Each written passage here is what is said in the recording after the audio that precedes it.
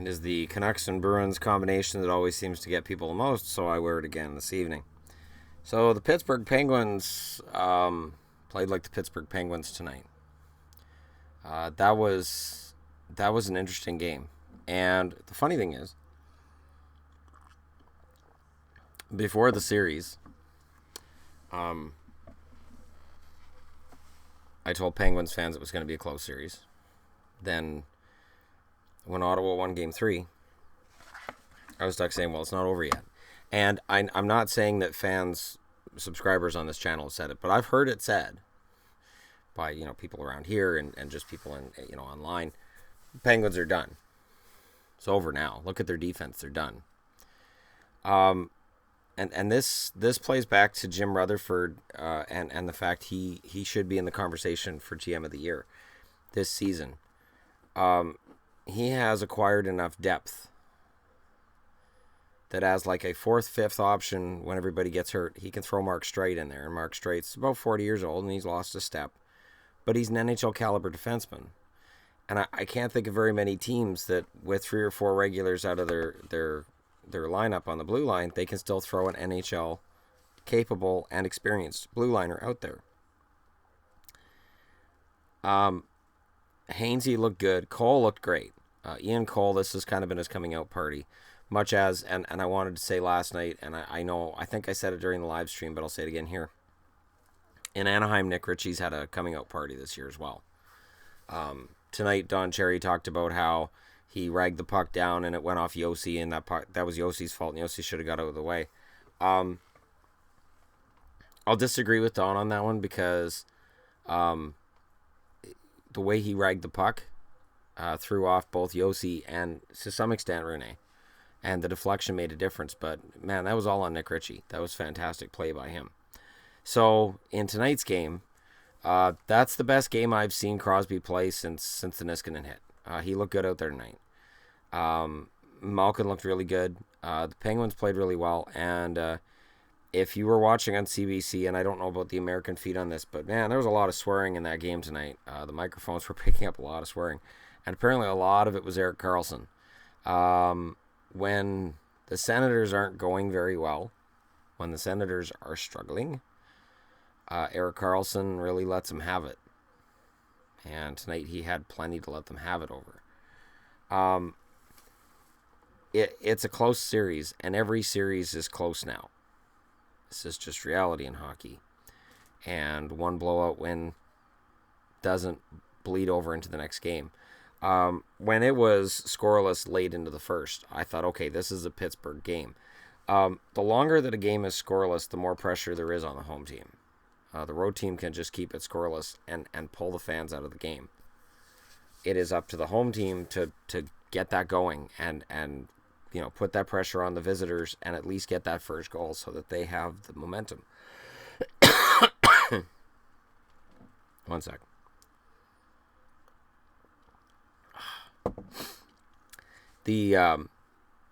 But the overriding theme tonight was that the Penguins are damn good, and Matt Murray was very good. I was kind of surprised they didn't go with Marc-Andre Fleury.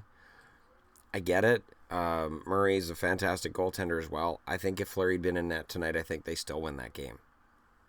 I think he would have had a bounce back like he did in the last round against Washington.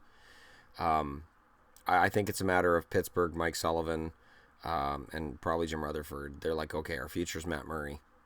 And, they know that of the two goaltenders, there's probably a small edge in terms of talent right now towards Murray.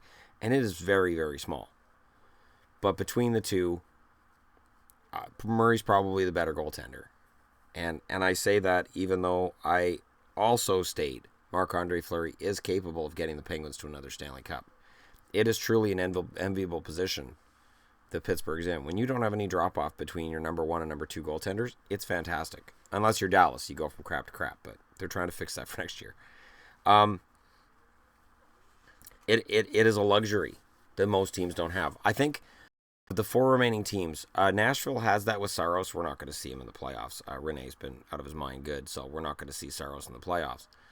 Anaheim, I think the level of difference between Gibson and Bernier was a lot smaller than many of us, probably me included, expected. I mean, I knew Bernier would play better in Anaheim than he did in Toronto without all that pressure on him. But, you know, his stats aren't that far off from Gibson's. And he's had to play in some rough situations. And tonight, Matt Murray was thrown into a rough situation. I'm sure he was nervous. They talked about that before the game. And he played really, really well. And, you know, to me, this is a bonus. I'm a fan of Game 7s. I am a fan of series that go the distance. They're usually the best series of them all.